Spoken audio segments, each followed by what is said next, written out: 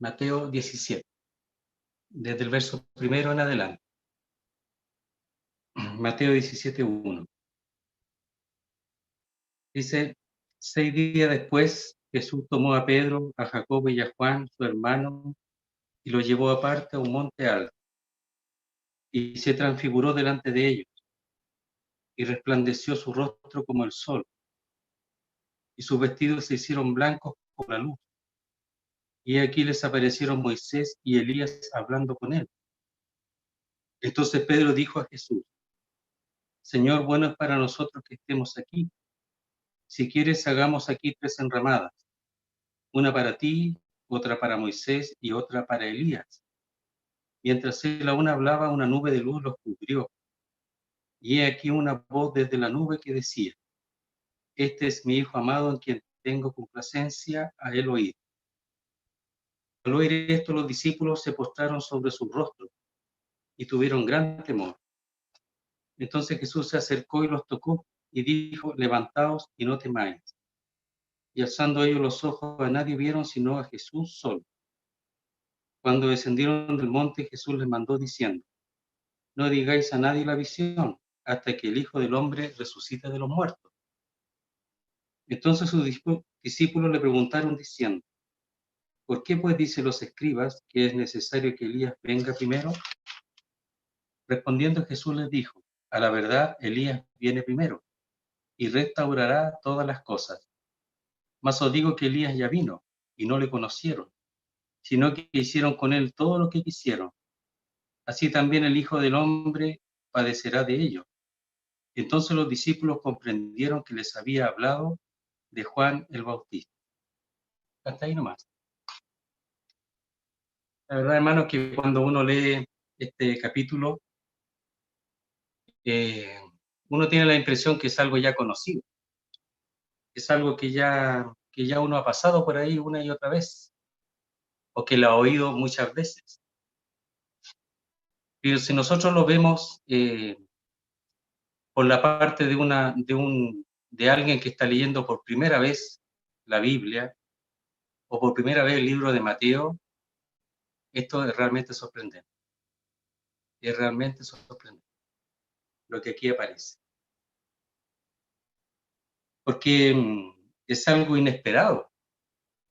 Es algo que el Señor manifiesta siempre con una intención, con un propósito. Por supuesto, en base al cumplimiento de la Escritura, especialmente el Antiguo Testamento con respecto a su pueblo Israel. Pero por supuesto, dentro de ello entra la Iglesia en un sentido en cuanto al nuevo pacto, que en base a la muerte o a la entrega del Hijo de Dios a la muerte. Por eso en el capítulo 16 habla ya, menciona a la Iglesia, aunque no está absolutamente dentro, pero sí ya está mencionada la Iglesia. Entonces aquí vamos a ver, y quisiera que pudiéramos quedar un poquito con este texto, porque es realmente maravilloso poder poner un poquito de parte de los discípulos, que eran judíos, que esperaban al Mesías, pero realmente quedaron sorprendidos con lo que el Señor hizo aquí en el monte de la transfiguración. Dice así, verso primero. Después vamos a leer 2 versículos anteriores para unirlo un poquito a algunos puntos. Dice: 6 días después, Jesús tomó a Pedro, a Jacobo y a Juan, su hermano, y los llevó aparte a un monte alto. Se piensa que el monte es el monte Hermón porque es uno de los más altos que hay ahí. Algunos piensan que es otro, y el monte Hermón tiene más de 2000 metros. Pero por el hecho de la descripción que es un monte alto, algunos piensan que es el monte Hermón. Pero fíjese que dice que Jesús tomó a Pedro, a Jacobo y a Juan, su hermano, es decir, los apartó de los 12 y los llevó, para ellos mostrarle algo que todavía no era necesario o no era tiempo que los otros vieran o observaran o entendieran, todavía no era tiempo. Pero sí ellos, por alguna razón, a ellos los separó y los llevó. Ahí cuando dice los tomó es que los apartó y los llevó. Y los llevó aparte a un monte alto. Allá en Lucas expresa un poco la razón por la que él subió. en Lucas capítulo 9. Dice que subió al monte a orar, a orar. Entonces, él siempre, el Señor buscaba los lugares altos para orar, de alguna manera para estar apartado, pero también uno podría pensar para estar más cerca del cielo. Pero en Lucas dice que él subió al monte a orar. Entonces la oración es algo que tiene altura, es algo que se dirige hacia arriba, hacia Dios, hacia el cielo, donde está el Padre, el Dios Todopoderoso que responde. Entonces en Lucas dice que subió a orar. Esa era la intención primera de él. Pero ahí vamos a ver qué es lo que oraría el Señor allí, de acuerdo a lo que aquí acontece. Entonces, dice verso 2, y se transfiguró delante de ellos, y resplandeció su rostro como el sol, y sus vestidos se hicieron blancos como la luz. Uno trata de imaginarse que cómo sería esa impresión de los discípulos. Algunos piensan, y es muy probable, porque en Lucas también dice que ellos estaban cansados, cargados de sueño, que pudo haber sido a la noche o al anochecer. Por tanto, esa luz que resplandeció de su rostro y de su vestido se verían de manera impresionante. En Lucas dice que probablemente por lo que expresa sería en la noche. Entonces el Señor escogió todo en su momento para que ellos pudieran observar algo allí y de alguna manera quedar impresionados, pero también para que pudiese ser confirmado en ellos lo que la profecía dice del Señor. Para eso. Se dice, y se transfiguró delante de ellos y resplandeció su rostro como el sol, y sus vestidos se hicieron blancos como la luz. En Lucas dice que él orando, a ver, lo voy a leer para expresarlo bien, dice, y entre tanto que oraba, la apariencia de su rostro se hizo otra. Entonces, todo esto, lo que pasó aquí, y lo expresa Mateo, está en una dependencia total de Dios. Y más aún, seguramente está la actuación divina en esto que está aconteciendo aquí. Dice, y se transfiguró. Y la transfiguración expresa que tomó una forma externa distinta. Y aquí lo expresa como que su rostro resplandeció como el sol. Y cuando dice como el sol, está hablando de algo, está tratando de asemejar a algo que es ya conocido. Entonces, cuando se está expresando, está diciendo que lo que pasó con su rostro es que su luz, su resplandecencia era como el sol. No era igual al sol, pero era como el sol, muy parecido a algo que el hombre ya conocía o que el autor de este libro ya conocía. Y ahí uno ve que el Señor se manifestó de alguna manera que los hombres pudieran soportarlo, porque si Él hubiese manifestado toda su gloria, no hubiesen podido quedar vivos. Entonces, Él se manifestó de alguna manera en que ellos pudieran, igual, aunque era tremendo y era glorioso, pudiesen ellos mantenerse con vida. Y dice, y sus vestidos se hicieron blancos como la luz. El otro dice que eran resplandeciente blanco como ningún lavador pudiera llegar a hacerlos blancos. Entonces uno dice, bueno, lo de su cuerpo se manifestó también en sus vestidos. O sea, aquí no hay límite. Su gloria y su manifestación es absoluta y total. Es glorioso, es glorioso. Antes de seguir, me gustaría leer el verso 27-28 del capítulo anterior, para poder unir algunas cosas. Dice, porque el Hijo del Hombre vendrá en la gloria de su Padre con sus ángeles, y entonces pagará a cada uno conforme a sus obras. O sea, su venida, cuando Él venga, su venida será judicial, para hacer juicio. Será judicial. Será de glorioso, y también para su pueblo, pero será judicial para aquellos que lo han rechazado. Aquí en Mateo, de aquí del 16-21, estamos en la segunda parte de Mateo. Entonces, de alguna manera, está ya expresado el rechazo del pueblo de Israel, que lo rechazó. Y rechazó no solo a él, sino también al que lo precedió, que a Juan el Bautista, que también lo mataron. Fíjense que Juan el Bautista lo mató Herodes, ¿verdad? Por un asunto familiar con la mujer de su hermano Felipe y su hija. Pero dice que quienes lo mataron fueron los judíos. O sea, en realidad Juan el Bautista fue muerto porque el pueblo lo rechazó a él, aunque lo mató Herodes. Y después dice, verso 28, de cierto digo que hay algunos de los que están aquí que no gustarán la muerte hasta que hayan visto al Hijo del Hombre viniendo en su reino. Fíjese que dice algunos, no todos.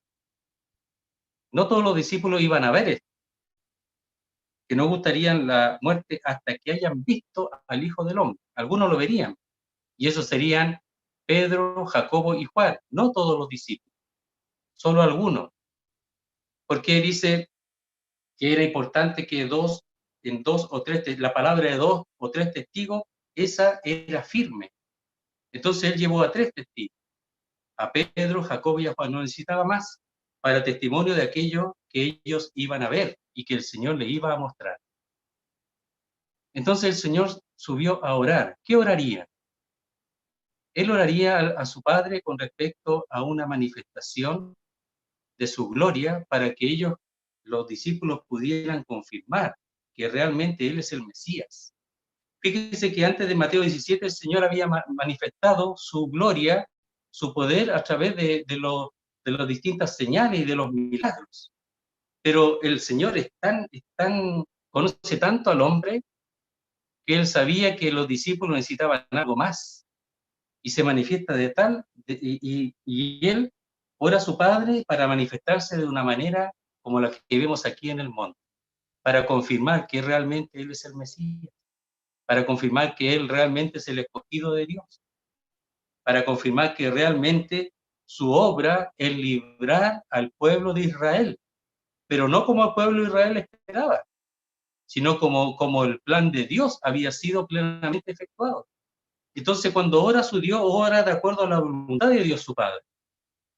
Y Dios su Padre le responde, porque dice que estando orando, dice que su aspecto cambió allá en Lucas, estando orando. Porque por eso cuando dice y se transfiguró, en realidad la palabra se podría traducir y fue transfigurado. Es decir, es una obra de otro, es una obra divina en él, es una obra divina efectuada en él. Es decir, en la transfiguración, en esa transformación externa, operó la deidad, operó Dios y seguramente con toda certeza en respuesta a la oración del Señor. Entonces, cuando Él dice que la oración es respondida por el Padre y que si uno ora, Dios responde, Él lo dice eh, con toda experiencia personal, porque el Señor respondió inmediatamente. Entonces dice, y se transfiguró delante de él. ¿Qué significa? Que Él manifestó externamente lo que es en su naturaleza interna. Entonces Él está expresando que Él realmente es Dios. Su esencia interna ahora es manifiesta de manera externa y para los hombres, para la visión de los hombres, se expresa de una manera luminosa, como la luz, como la gloria, como aquella gloria que se manifestó en el templo y que los discípulos, los judíos, tenían claramente en su mente por causa de las escrituras del Antiguo Testamento. Entonces ellos podían expresar que vieron la gloria de Dios o parte de la gloria de Dios, que es lo que el Señor manifestó. El Señor quería que ellos, estos tres testigos, vieran su gloria. Porque dice, hasta que hayan visto al Hijo del Hombre viniendo en su reino. Entonces estos tres testigos, algunos de estos tres, están viendo al Señor, lo están viendo hasta que lo hayan visto y ahora lo están viendo viniendo en su reino, es decir, está manifestándose cómo Él se manifestará realmente, efectivamente, cuando el reino milenial, después de la tribulación, se ha de manifestar. Y Él será el Rey, el Mesías, no hay otro. Dice, Y se transfiguró, es decir, manifestó su naturaleza, porque Él es Dios y hombre, las dos naturalezas, pero son dos naturalezas que no se mezclan entre sí, son independientes, pero están en Él, dos naturalezas, pero una sola persona. Y la que se manifestó ahora es la divina, la que se manifestaba en su vida terrenal era la humana, perfecta, pero humana, semejante a nosotros. Es decir, Él era semejante a nosotros, pero sin pecado, pero él era igual a Dios, semejante o igual a Dios. Y Él lo manifiesta aquí en la transfiguración. Dios es luz y no hay ninguna tinieblas en Él. Ya que manifiesta lo que hay dentro de Él, es luz. Hermano, eso nos lleva a nosotros a pensar que Él es único, que Él es distinto. Y ellos tenían que reconocer que el que estaba frente a ellos ahí en el monte era Dios, total y absolutamente Dios, porque aún los discípulos dudaban de Él, pero ahora se manifestó para que ellos creyeran en Él y para que le reconocieran como tal, no solo como el siervo de Jehová, sino como Dios mismo hecho hombre. Y eso está teológicamente en el Evangelio de Juan, el verbo hecho carne. Por eso que Juan es tan importante y está al final de los 4 evangelios, porque confirma lo que Él es, porque afirma teológicamente lo que Él es Dios. Dice, y se transfiguró delante de ellos, y resplandeció su rostro como el sol, y sus vestidos se hicieron blancos como la luz.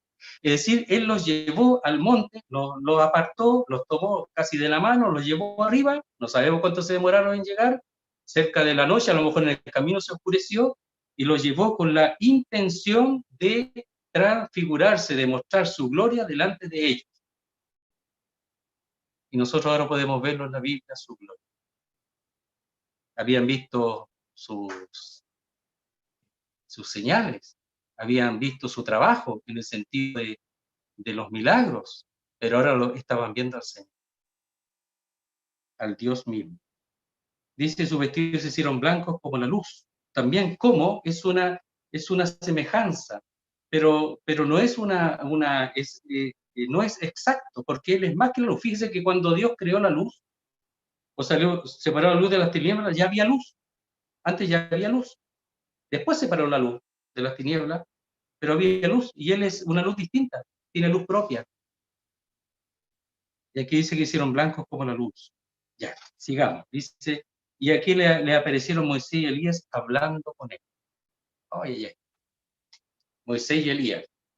Entonces, cuando él está manifestándose, está hablando, dice, viniendo en su reino. Entonces, dice, ellos se preguntarían, pero ¿cómo se va a manifestar el reino si el hombre muere? ¿Y quiénes van a estar en el reino y cómo? Saben que ellos ni siquiera, previamente, hablando, Señor, de la resurrección, ellos no entendían la resurrección, no la entendían. Entonces había muchas dudas en ellos y es lógico porque es muy grande lo que el Señor iba a hacer. Entonces, cuando vienen primero Elías, Moisés y Elías, lo primero que ellos venían, oh, pero si ellos murieron. Uno fue llevado, ¿verdad? Llevado vivo, pero el otro murió y el Señor lo sepultó. Y ahora están vivos. Entonces, así es la cosa. Uno piensa que ellos allí, con esa información de ver primeramente a Elías y a Moisés, es que realmente, porque ahí dice en Lucas que ellos, Elías y Moisés estaban rodeados de gloria, estaban glorificados. Entonces ellos verían allí a Elías y a Moisés y ahora confirmarían que realmente la resurrección o la vida después de la vida es real, es correcto. Pero también Elías y Moisés representan la ley, los profetas y la ley. Entonces, en el Señor y solo en Él se cumplirían la ley y los profetas. Elías representa a los profetas y Moisés a la ley, y en Él se cumplirían. Y estarían ahora, como dice Lucas, hablaban con Él referente a su éxodo, a su partida. ¿Éxodo de dónde? De aquí del mundo. Que Él iba a salir del mundo, pero después iba a volver, como Él expresa a través de la transfiguración, iba a volver para reinar. pero en una apariencia distinta a la que ahora se presentó la primera vez. ¿Y cómo se sabe? Bueno, porque cuando el Señor resucitó y se presentó a sus discípulos, él dice que su apariencia era distinta, de tal manera que les costó reconocerlo. Ya no era igual, no era idéntico. Estaba glorificado, por lo menos resucitado, y después iba a ser glorificado. Pero fíjense que Juan lo reconoció, pero los demás no lo reconocieron. Es el Señor. Y Pedro ahí se abrigó para presentarse delante del Señor. Entonces la resurrección, sí, una apariencia distinta. Seguramente para nosotros también, menos mal, que nuestra apariencia va a ser distinta cuando resucitemos. La del Señor es distinta, no es igual. La de Él es gloriosa. Pero fíjense que Moisés y Elías también dice que se presentaban rodeados de gloria y hablaban, el tema era su partida. O sea, Elías y Moisés están allí porque ellos entendían el tema. Ya ellos, por supuesto, en la gloria, en la perfección, ellos el tema lo manejaban perfectamente. A los discípulos les costaba, de tal manera que había que mostrarle una y otra vez ciertas cosas para que ellos pudieran ir avanzando. Dice, y aquí le aparecieron Moisés y Elías hablando con él. ¿Estaban vivos o estaban muertos? ¿Qué dirían los discípulos si estaban hablando con el Señor? Estaban vivos.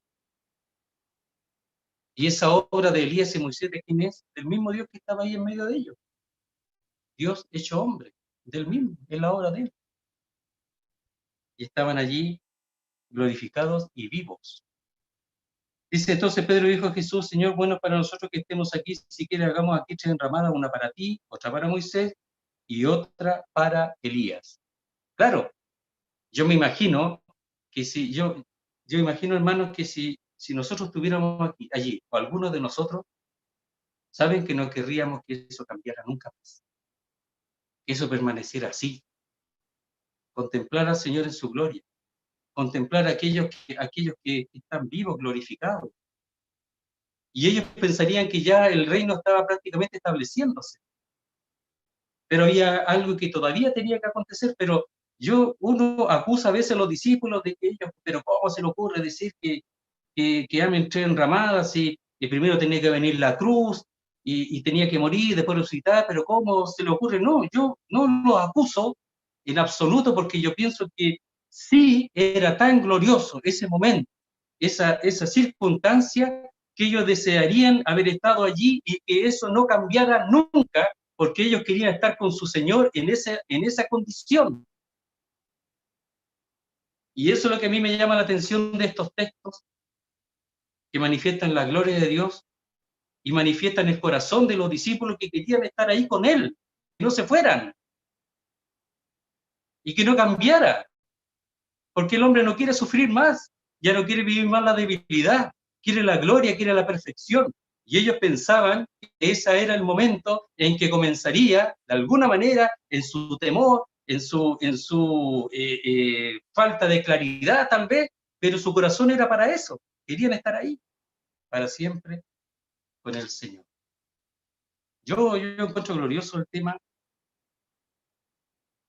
y con esas pocas cosas uno ya dice, ¿cuál es mi deseo? ¿Qué hubiera pensado yo si hubiera estado vivo? ¿Hubiera pensado igual que Pedro, igual que Juan, igual que Jacobo? Aunque Pedro fue el que habló, porque era el más hablantín, el más que se exponía a todo. Se exponía ante lo bueno y lo malo, a los palos y a las felicitaciones. Se exponía a todo, porque era así, porque amaba a su Señor y era expresivo. Y está bien. Yo no siento que hay que acusar a ninguno de los discípulos. Dice, bueno es para nosotros que estemos aquí. Si quiere hagamos aquí 3 enramadas, una para ti, otra para Moisés y otra para Elías. No se vayan, no se vayan, quédense, sigamos juntos hasta el final. Eso diría. Hermano, yo siento a veces que la muerte es algo malo para el creyente. A veces se siente que la muerte es algo malo. A veces uno siente que el creyente no quiere morir. A veces uno siente que el creyente quiere seguir aquí en el mundo. Somos débiles, sí, pero tenemos que avanzar un poco más. Yo no critico eso, pero yo pienso que hay que avanzar un poco más. Un poco más. Ellos querían estar para siempre con ellos, con el Señor. Dice, mientras él aún hablaba, una nube de luz los cubrió, y aquí una voz desde la nube que decía, este es mi Hijo amado en quien tengo complacencia, a él oíd. Uno puede pensar que el Padre recién ahora se está fijando en eso y está manifestando. No, él, como hemos dicho, él se manifestó desde el principio, en respuesta a la oración del Señor. Fíjese que el Señor oró antes de bautizarse, el Señor oró antes de escoger a los discípulos, el Señor oró antes para hacer siempre la voluntad del Padre y además para que el Padre interviniese en cada una de esas decisiones. Y oró al Padre en Getsemaní antes de ir a la cruz para que el Padre operara, interviniera en esas circunstancias antes de ir a la cruz. Siempre oró. Y el Padre ya estaba presente ahí. Lo que pasa es que ahora interviene. ¿Por qué? Porque miren lo que dice. Mientras él aún hablaba, es decir, Pedro no había cómo callarlo, ¿eh? Pero el Señor lo calló, dice, una nube de luz los cubrió. No una nube, sino una nube luminosa. Y nuevamente la gloria de Dios está aquí. Y aquí una voz desde la nube que decía, oh, ay, ay. Ellos estaban espantados con esto, ¿eh? Después dice que no estaban espantados, estaban aterrorizados con esto, porque seguramente ellos tenían la enseñanza de que si ellos contemplaban o miraban la gloria de Dios, iban a ser muertos. Estaban espantados. Y dice, este es mi Hijo amado, en quien tengo complacencia. O sea, nuevamente el escogido de Dios, el único que podía reinar, el único que iba a llegar a ser una obra magnífica, y él confiaba en su Hijo. Sabe que el Hijo confiaba en el Padre también confiaba en el Hijo. No tenía ninguna duda de su Hijo, ninguna, de que iba a cumplir todo lo que el Padre le había mandado, y llegar a la cruz, y ser muerto, y resucitado, justificado, y luego, como dice ya en Hebreos, él iba a venir para reinar en el mundo habitado, en el milenio. En quien tengo complacencia, dice, a él oí, a él. Entonces, cuando dice complacencia, dice que tiene una buena opinión. Esa es la palabra, que tiene de él una buena opinión. Es decir, él es digno de ser oído. ¿Por qué? Porque en él se cumple la ley y los profetas. Elías y Moisés ya no estaban, porque dice después que al oír esto los discípulos se postraron, verso 6, sobre su rostro y tuvieron gran temor. Entonces Jesús se acercó y los tocó y dijo, levantaos y no temáis. Y alzando ellos los ojos, a nadie vino sino a Jesús solo. ¿Por qué? Porque en él se cumple todo lo que está escrito en la ley y en los profetas, absolutamente todo. Cuando la Biblia dice que el fin de la ley es Cristo, lo más probable es que el cumplimiento total y absoluto de la ley es Cristo. No solo la cumple, sino que en él se cumple la ley. Entonces dice, a él oí. Ya no a Elías y a Moisés, lo cual por supuesto es correcto, pero ahora tenían que oírlo a él. Algunos dicen que aquí están diciendo que Pedro se quede callado. No, no me parece a mí. Y a mí me parece que cuando dice que a él oír, está hablando de que en él se cumple lo de Elías y lo de Moisés. Por eso desaparecen y ahora ven solo al Señor. Sabe que quedarse con el Señor basta y sobra. No necesitamos nada más, absolutamente nada más. Eso está diciendo, porque en él encuentra toda complacencia. De él tiene una buena opinión, una buena apariencia de él y solo de él, porque él es Dios, su Hijo eterno, en quien confiaba plenamente para llegar a hacer toda la obra que él envió a hacer. Ya, lo último dice, verso 9. Cuando descendieron del monte, Jesús les mandó diciendo, no digáis a nadie la visión, porque fue una visión, pero hay visiones que no es un sueño, visión pero real, una manifestación real, hasta que el Hijo del Hombre resucite de los muertos. Y fíjense que dice, no dice aquí el Rey ni el Mesías, sino el Hijo del Hombre. ¿Por qué? Porque el Hijo del Hombre es el hombre perfecto que iba a entregar su vida. Él es Dios. El que nació del vientre de María es Dios, hecho hombre, pero nunca dejó de ser Dios. No es que nació y después vino Dios, no. Él es Dios siempre ha sido Dios. Lo que pasa es que asumió una nueva naturaleza en la humana, pero él siempre ha sido Dios. Nunca ha dejado de ser Dios, jamás.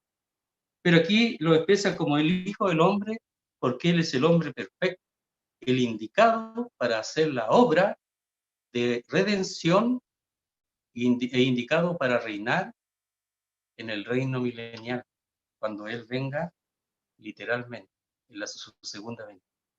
Entonces esto, hermano, es maravilloso para nosotros y para ellos porque era muchísima información. El hecho de que ellos presumían que Él era el Mesías, ya, tú eres el Cristo, ya, por ejemplo, la confesión de Pedro, tú eres el Cristo, el Hijo del Dios viviente, la confesión, pero no tenía todas las cosas claras. Pero aquí con la transfiguración, o con la transformación, el Señor le confirma para que no dude nunca más. Entonces, esto tenía que guardarlo ellos calladito hasta que resucitara del muerto.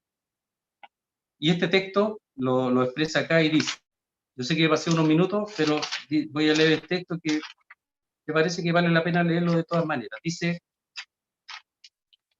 Pedro, dice, porque nos hemos dado a conocer el poder y la venida o la presencia, esa es la palabra, la presencia de nuestro Señor Jesucristo, siguiendo fábulas artificiosas, sino como habiendo visto con nuestros propios ojos su majestad. Pero eso que vieron es porque el Dios, o sea, el Señor, se lo quiso mostrar. Pero es verdad que ellos lo vieron. ¿Qué vieron? Su majestad, porque Él es el Rey. Muy bien, hermanos. El Señor bendiga su palabra.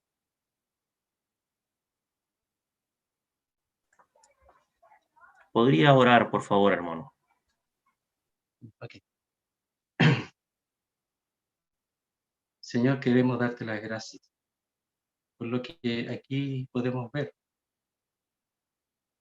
Es verdad que somos aún débiles para ver lo que aquí hay, pero te damos las gracias por aquel resplandor que de alguna manera podemos observar.